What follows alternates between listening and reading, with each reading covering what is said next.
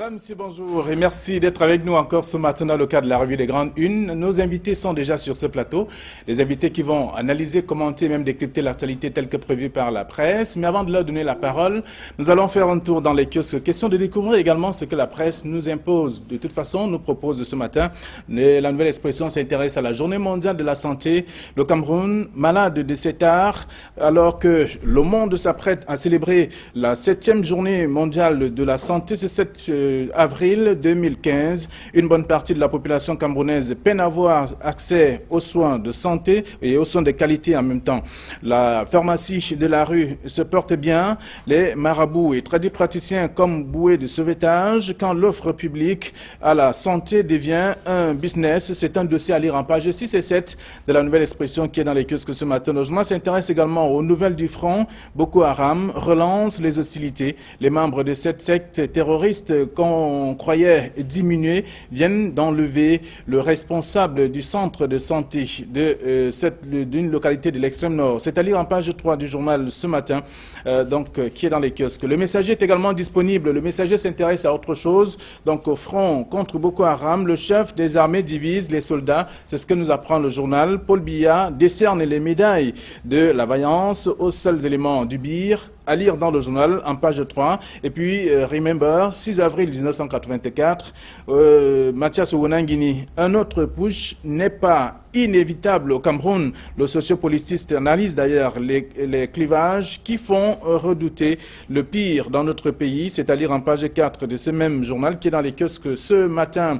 Et puis, un autre journal, c'est la presse, la Nouvelle Presse, qui s'intéresse au ressentiment anti-français. Voici pourquoi Hollande ne vient plus à Yaoundé. C'est à lire en page 3 du journal. Et puis, le journal s'intéresse aussi à l'opération Épervier, les dossiers noirs du directeur général de la CIATV.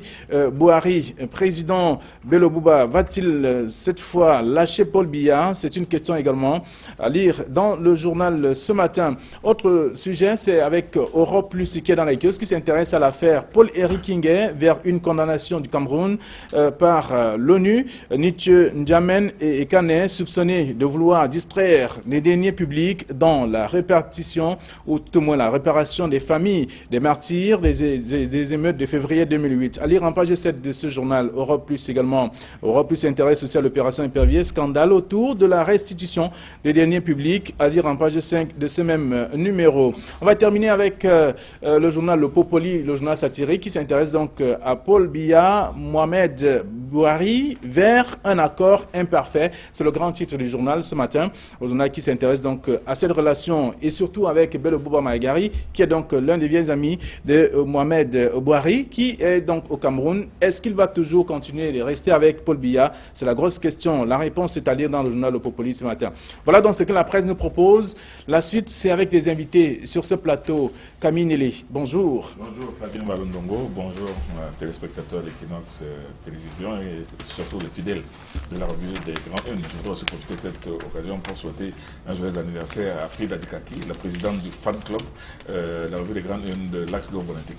Bien, merci. Vous êtes journaliste d'investigation et spécialiste des enquêtes criminelles, consultant Equinox Télévision. Merci d'être là également ce matin. Malgré la pluie, vous êtes là. Tout le plaisir est pour nous. Voilà, merci d'être avec nous. À face de vous, il y a Thierry Niopé, bonjour. Bonjour Flavien Dongo, bonjour également aux téléspectateurs d'Equinox Télévision. J'en profite pour saluer monsieur Sam Epanguet qui nous a envoyé des salutations tout à fait qui nous ont vraiment fait chaud au cœur hier pour nous faire part de tout ce qu'il fait et de nous faire part également de tout ce qu'il a eu à recevoir grâce à la revue des Grandes Unes pour ce qui est des différentes facettes de l'actualité. Merci à vous. Vous êtes journaliste et directeur de publication. Bon, je vous fais grâce, bien sûr, de tous les autres titres. Plusieurs publications. Alors, ce qui nous intéresse dans la Nouvelle Expression ce matin, c'est la Journée mondiale de la santé. Le Cameroun, malade de cet art. C'est le grand titre, notamment, de la Nouvelle Expression, avec tout ce qu'on sait. La pharmacie de la rue qui se porte bien, nous apprend le journal. Les marabouts et praticiens comme bouée de sauvetage, également quand l'offre publique à la santé devient un business. Tout un dossier. Tout un dossier très très intéressant, un dossier absolument édifiant, dans la mesure où on réalise que après la belle farce qu'on nous avait faite pendant plusieurs années, prédisant la santé pour tous en l'an 2000. En l'an 2000 au Cameroun, 15 ans après, non seulement la santé n'est pas pour tous, mais c'est plutôt le pays tout entier qui est malade. Donc moi je pense que ce dossier de la nouvelle expression est totalement édifiant parce qu'il met en exergue de véritables contradictions, de véritables hérésies dans justement la gestion de la santé au Cameroun. Quand on réalise que les pharmaciens de la rue prospèrent toujours sous l'œil pratiquement impuissant et même complice des autorités, qui savent très bien que ces vendeurs de médicaments de la rue qu'on appelle les docteurs ou qu'on appelle je ne sais pas comment trop quoi, ils vendent des faux produits, des produits périmés et des produits même qui ont été jetés à la poubelle. Et il n'y a aucune mesure qui est prise contre cela. Quand on réalise que les marabouts et les officines de praticiens fleurissent, et même alors là, c'est le plus scandaleux pour moi, quand on réalise qu'il y a certaines chaînes de télévision qui font en permanence et tout le long de la journée l'apologie de recettes de perlimpinpin qui guérissent en même temps l'infertilité et même l'éjaculation précoce. Alors, vous savez, quand on vit dans un contexte comme celui-là où l'État semble avoir démissionné pour les problèmes de santé, on est bien en droit en se demander, on a bien en droit de constater qu'effectivement c'est tout le pays qui est malade et que l'administration ne fait rien justement pour ramener les gens dans un cadre sanitaire approprié. Alors, donc les médicaments qui sont sortis de la circulation, qui sont impropres à la consommation, on les retrouve ou alors chez le docteur, comme on les appelle vulgairement. Oui, notons simplement que ce n'est pas un problème qui est au niveau du petit Camerounais, parce que on le disait encore la dernière fois, l'artéméter et le luméfantrine qui ont, au regard du communiqué du ministre de la Santé publique, qui ont été retirés du marché, se retrouvent effectivement encore, même dans des officines, même dans des pharmacies de renom. Donc ce n'est pas seulement un problème du petit Camerounais, le problème est plus important que cela. Le doyen le soulignait tout à l'heure. Il y a des chaînes de télévision qui font l'apologie de la santé, de la médecine traditionnelle et qui se disent être capables de traiter des maux que de nombreux médecins, même réputés, auront de la peine. Malheureusement, cela se fait à la barbe des autorités administratives et même quand le ministre de la Communication se font parfois en déclaration, envoient des communiqués interdisant justement ces publications. Rien n'est fait pour que cela suive. Parce qu'il le dit, cela continue au vu et au su de tous. Et pourtant, il y a l'observatoire des médias qui devrait en principe s'occuper de cette... Malheureusement, je dis, c'est justement le propre du Cameroun où on se contente de prendre des décisions sans pour autant les faire suivre dans les faits. Mais pour ce qui est de l'accès à la santé publique, notons que c'est un problème qui se pose avec beaucoup d'acuité au Cameroun. On le souligne encore récemment quand le chef de l'État s'est absenté, tantôt pour un court séjour privé, tantôt pour des raisons de santé. On le souligne encore sur ce plateau. Ils sont les premiers responsables de ce qui arrive, parce que quand le premier des Camerounais, comme on le souligne très fort, très souvent, se permet de s'absenter pour des raisons de santé ou pour aller se faire soigner dans des pays, grands hôpitaux du monde, notamment de l'Hexagone, alors qu'il gagnerait effectivement à mettre un plateau technique suffisamment étoffé pour permettre à tout un chacun d'avoir accès aux soins de santé primaires. On l'a dit ici, le paludisme était gratuit, mais dans l'effectivité, tel n'est pas le cas. On parle également du traitement de la polio, tantôt à virus sauvage. Donc il y a beaucoup de tas qui se posent au niveau de la gestion quotidienne de ces différentes affaires. Alors, le thème de cette année tourne autour de la sécurité sanitaire des aliments. Ben, la sécurité sanitaire des aliments, c'est un thème intéressant. C'est un thème intéressant, mais c'est un thème comme un autre. On a choisi un thème parce qu'il fallait bien choisir un thème. Et comme chaque année, quand on choisit le thème, on close, on brode, on se perd en conjecture autour de ce thème. Et puis après, on passe et on attend la prochaine fête. Mais il y a effectivement une sécurité sanitaire qui doit être mise en pratique au niveau des aliments. Mais la sécurité sanitaire, c'est pas seulement à ce niveau, même à l'intérieur des hôpitaux. Il y a des gens qui vont à l'hôpital pour une grippe et qui en ressortent avec le sida ou avec autre chose. Donc, ce n'est pas seulement ça. Le problème de la santé au Cameroun est multiforme. Et moi, je pense que non seulement l'administration a un devoir absolu de mettre un accent particulier pour une meilleure prise en charge, mais le chef de l'État, puisque c'est lui qui décide de tout. Moi, quand Thierry disait tout à l'heure que le chef de l'État va se soigner en Europe parce que il n'y a pas de structure, une offre sanitaire appropriée, oui, c'est certainement vrai. Plateau technique qui est Plateau technique, mais moi j'ai toujours dit une chose à propos de cette santé du chef de l'État. Le chef de l'État a bien le droit d'aller faire un check-up en France. Moi, je ne vois rien de mal à cela. Il a le droit d'y aller, mais seulement s'il décide d'aller en France, c'est certainement parce qu'il ne veut pas que ce soit un médecin d'ici qui voit sa nudité ou qui puisse savoir que ses intestins sont mal en point au son cœur. Non, il a le droit d'aller où il veut, mais il a le droit d'aller. Il a même le droit d'être malade. Mais seulement s'il a le droit d'être malade, il doit savoir que tous les Camerounais n'ont pas les moyens d'aller justement se faire soigner, se faire ausculter pour faire des check-up en Europe. Et que par conséquent, lui qui décide de tout, lui qui signe tout, jusqu'au petit détail, il doit savoir que les Camerounais vont mal. Il doit savoir, en regardant la télé, parce qu'il faut qu'ils regardent nos télévisions, qu'ils voient des commandes des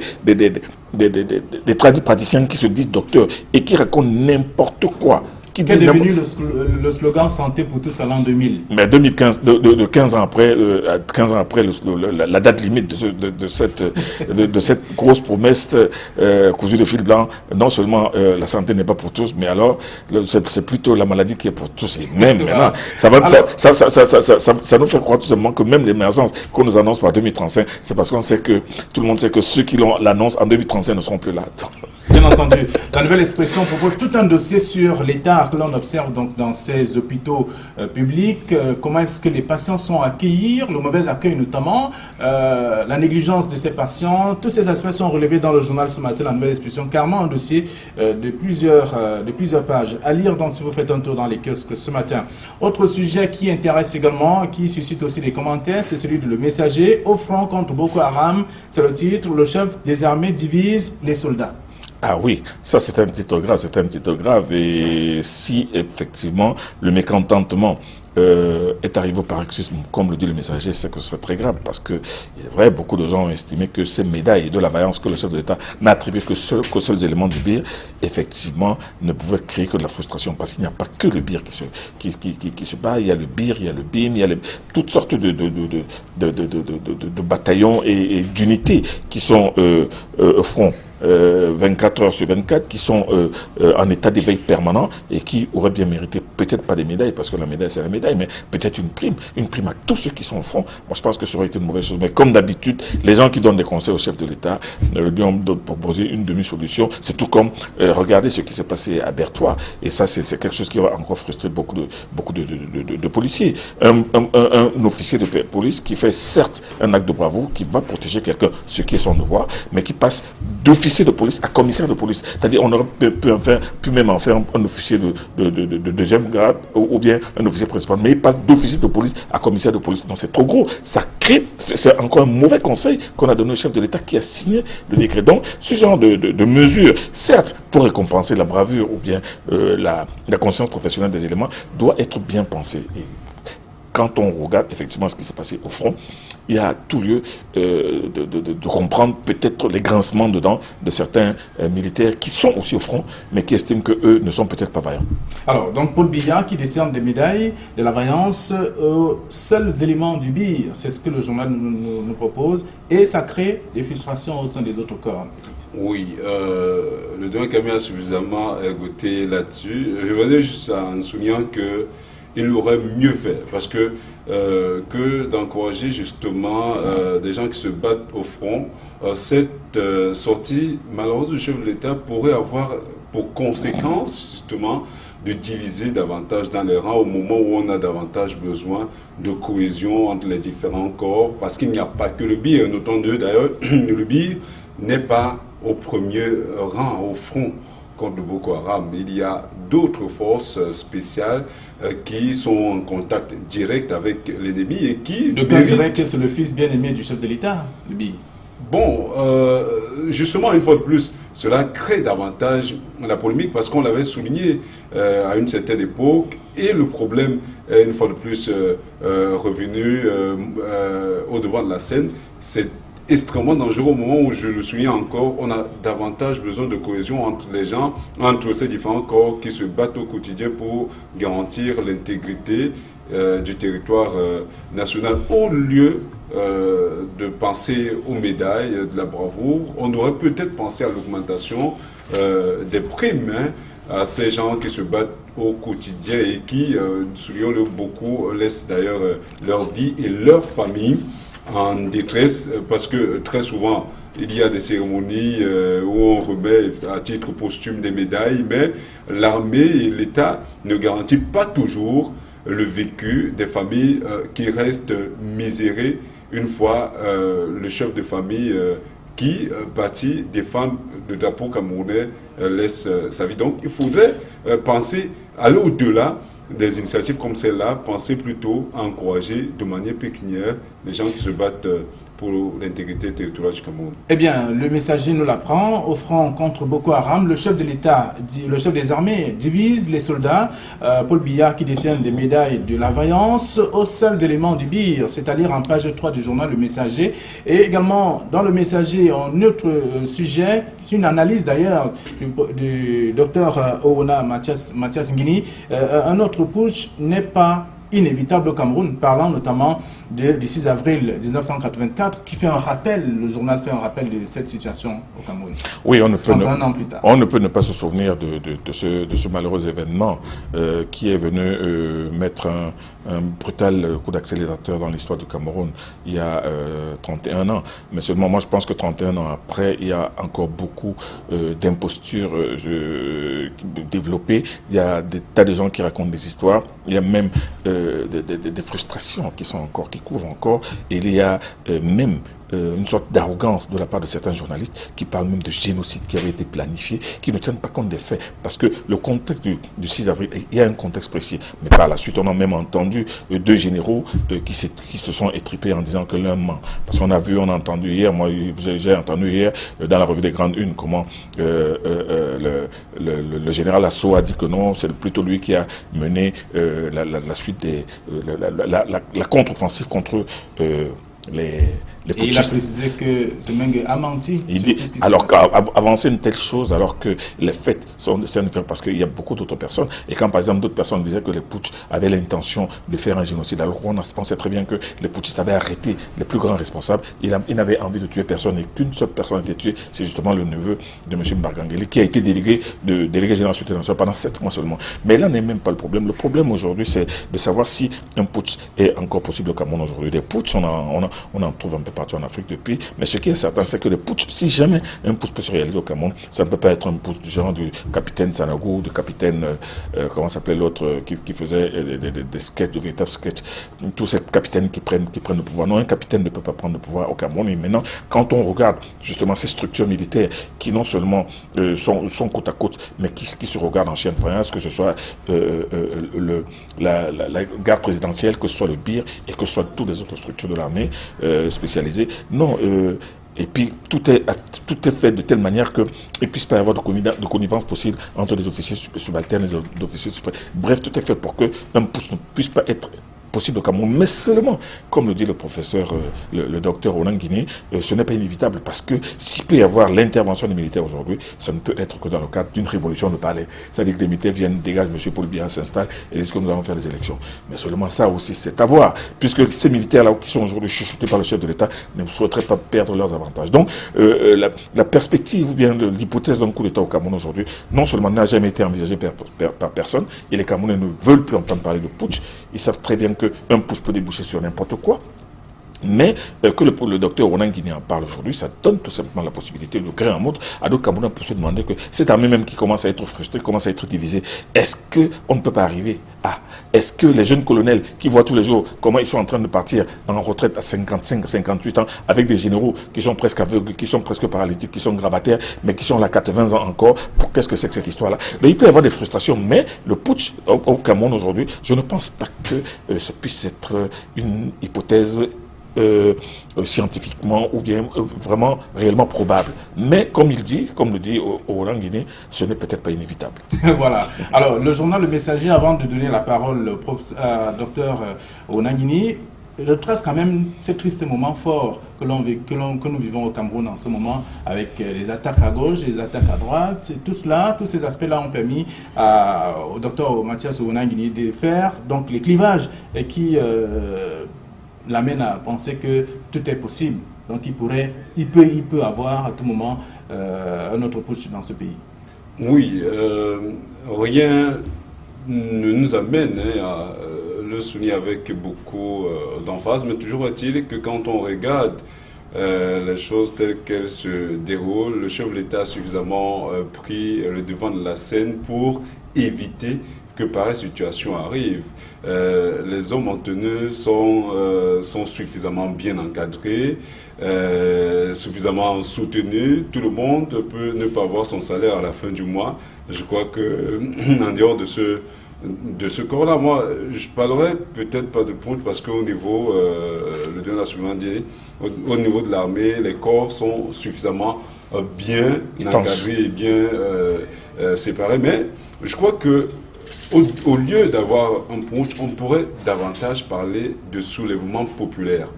Parce que les conditions de vie au Cameroun s'amenuisent au quotidien. Le portefeuille du Cameroun lambda est réduit à la portion conclue. On a de la peine à joindre de plus en plus les deux bouts. On l'a souligné tout à l'heure, le problème de santé publique se pose avec beaucoup d'acuité. Il y a également le problème de l'accès aux soins. Il y a même le problème de l'énergie électrique, l'accès à l'eau potable qui se pose également avec beaucoup d'intérêt au sein du corps social. Donc il y a un gros malaise qui mérite vraiment d'être pris à bras le corps par ceux qui nous parlent, les gouvernants, afin justement d'amener les Camerounais à penser davantage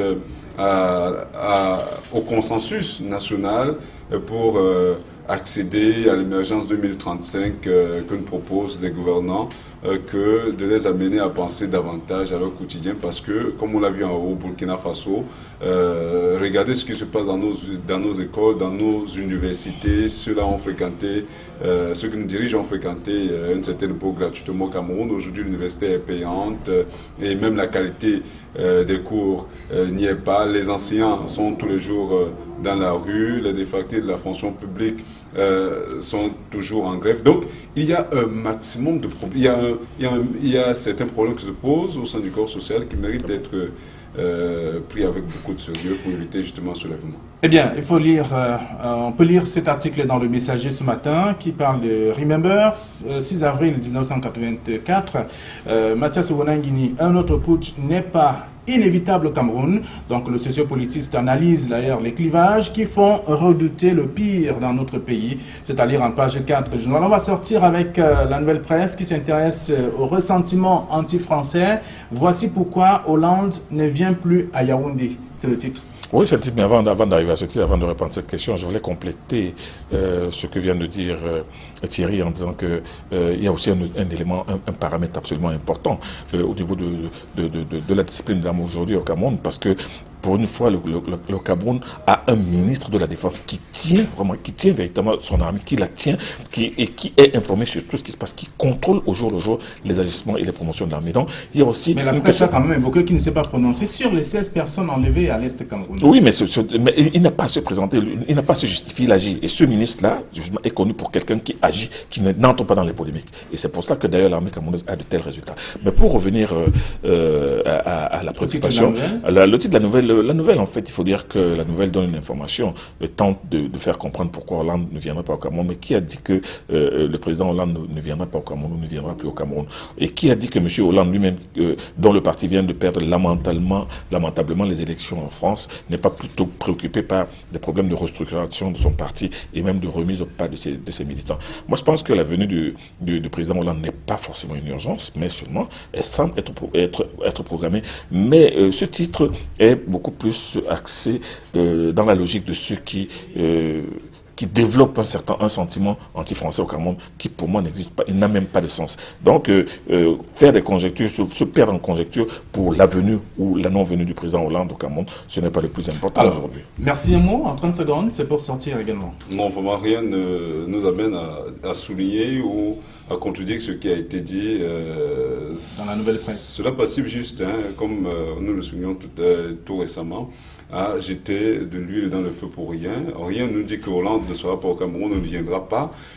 Pour l'instant, il est préoccupé par d'autres problèmes qui minent la France. On l'a souligné encore il y a quelques instants. Le Parti socialiste a lamentablement perdu en Europe, donc en France. Donc il y a beaucoup de dossiers qui préoccupent certainement. Ils sont plus urgents. Merci à vous, chers messieurs, d'être venus commenter les sujets pareils ou proposés par la presse ce matin. Donc la nouvelle presse parle de ressentiment anti-français.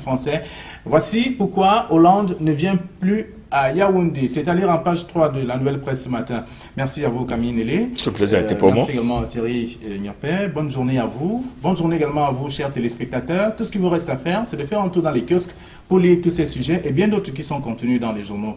Bonne journée à tous.